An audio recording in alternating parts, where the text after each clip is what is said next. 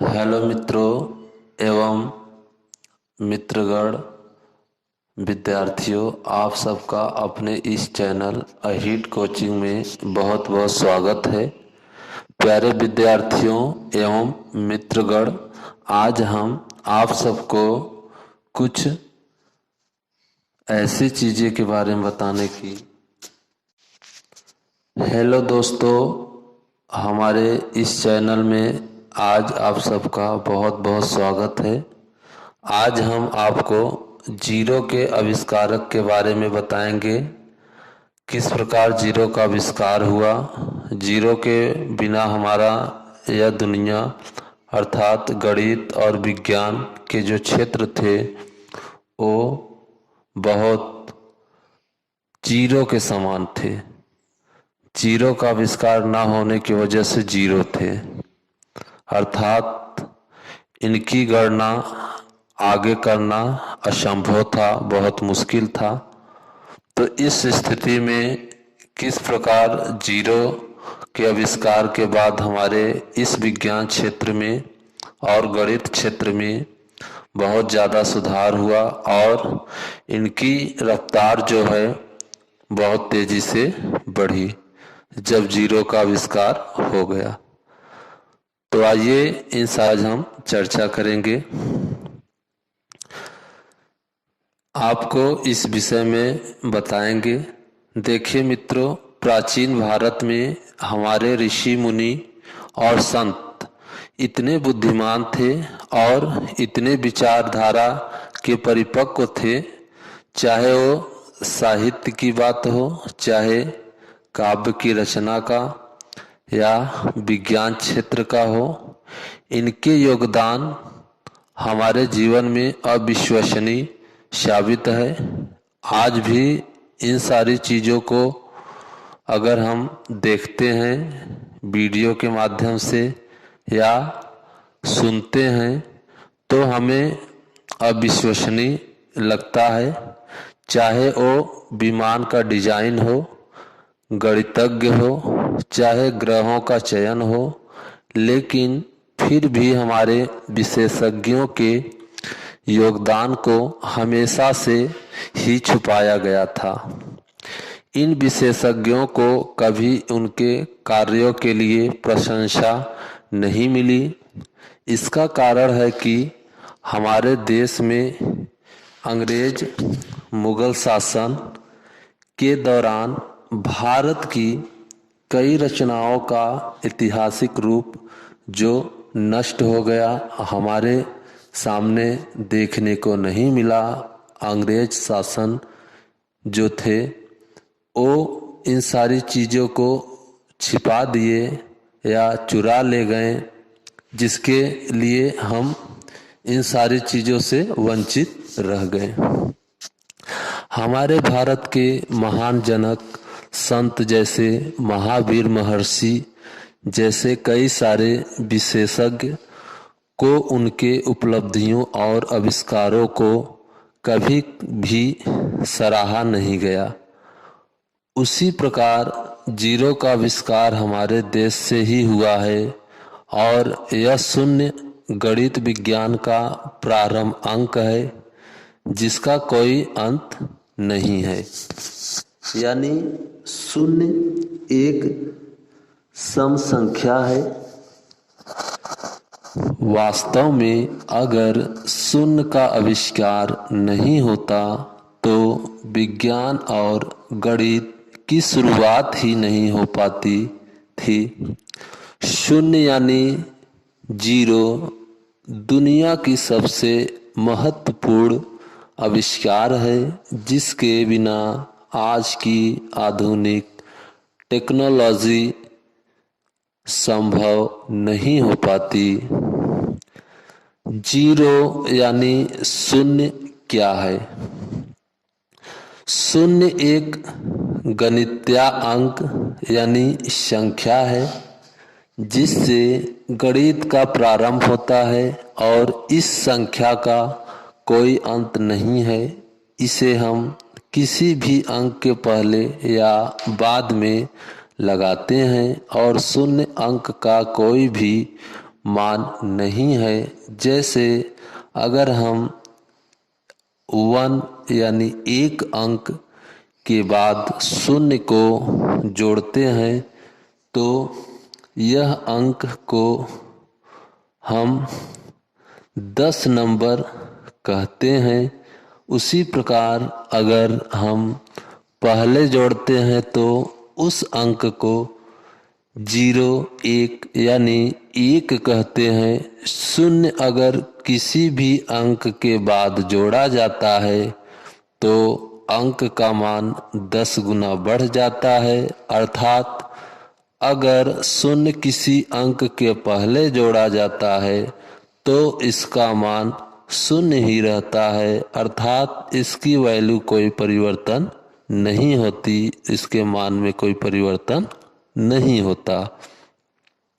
अब मैं आपको 0 का उपयोग कहाँ होता है इसके बारे में बताऊंगा।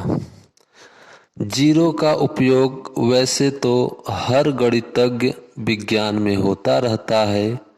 0 को हम आइडेंटिटी या एडिटिव आइडेंटिटी यानी जोड़ने की अस्तित्व के रूप में देखते हैं, जो आपको पूर्णांक, अलजेब्रा और इंटीजर्स के गणित व्यवस्था की रचना का प्रतीक माना जाता है। उसी प्रकार शून्य को स्थान धारक यानी प्लेस वैल्यू सिस्टम में भी प्रयोग किया जाता है। आगे है आपको 0 का आविष्कार किसने किया। ये बहुत बड़ी प्रश्न है। जिन लोग को पता नहीं है उनके लिए बहुत बड़ी प्रश्न है। 0 का आविष्कार लगभग 628 ईस्वी में हमारे भारत के गणितज्ञ ब्रह्मगुप्त ने किया था। शून्य का उपयोग कहा जाता है कि महान ब्रह्मगुप्त के निर्माण से पहले भी भारत के प्राचीन मंदिरों के पुरातत्वों और ग्रंथों में उपयोग किया जाता था। ऐसे हमारे प्राचीन ग्रंथों में 5वीं सदी में पूर्ण रूप से विकसित था। लिखे हुए ग्रंथों में यह भी पाया गया कि बेबीलोन की सभ्यता शून्य का उपयोग स्थान धारक के रूप में किया जाता था। 0 का प्रचलन किस प्रकार हुआ। भारत में 628 ईस्वी में प्रचलित होने वाले अर्थात प्रचलित होने के बाद 8वीं सदी में अरब देशों में तेजी से प्रसार हुआ, जहां पर शून्य अंक को 0 का आकार मिला। इसे प्रचलित करने वाले प्रसिद्ध गणितज्ञ थे मोहम्मद अल ख्वारिज़मी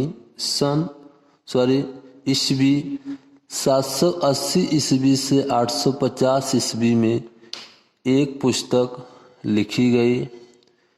हिंदू संख्या पद्धति लिखी गई थी जिसमें 0 का प्रयोग किया गया था।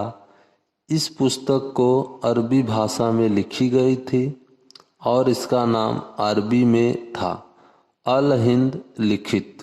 पूरे अरब में शून्य विकसित होने के बाद 12वीं सदी में यूरोप देश में जा पहुंचा, जहां यूरोप ने अपने गणितीय सिस्टम में इसे शामिल कर गणित क्षेत्र में काफी सुधार लाई। बाद में 12वीं सदी के अंत तक पूरे देश में, पूरी दुनिया में शून्य यानी 0 का अमान्य संख्या के रूप में अपनाया गया। शून्य का इतिहास। प्राचीन समय यानी 4000 साल पहले भारत में हिंदी हस्त लिपियों में गणित शास्त्र में खाली जगह पर शून्य अंक के तौर पर इस्तेमाल किया जाता था। बाद में शून्य को बिंदु का आकार दिया गया और इसका नाम रखा गया पूज्यम। 8वीं सदी में शून्य जब अरब देशों में प्रचलित हुआ था तब वह गणितज्ञों ने इसे अरबी भाषा में इसे सिफ्र का नाम दिया गया और वहीं उर्दू भाषा में इसे शिफर का नाम दिया गया था। इन शब्दों का मतलब था कुछ भी नहीं। बाद में 12वीं सदी में जब शून्य का प्रसार यूरोप और उनके आसपास के देशों में पहुंचा तब इटली के विशेषज्ञ फिबोनेकी ने शून्य का नाम जफरीन शब्द का उपयोग अपने लिखे पुस्तक में किया था। बाद में इटली के दूसरे तरफ वेनेटियन में जीरो कहा जाने लगा और यहीं से खाली जगह के साथ संख्या में जीरो का नाम आकर दिया गया था। क्या आर्यभट्ट ने सच में शून्य का आविष्कार किया था? वैसे सभी जानते हैं शून्य का आविष्कारक आर्यभट्ट ने किया था। आइए इसके बारे में हम आपको कुछ जानकारी देते हैं।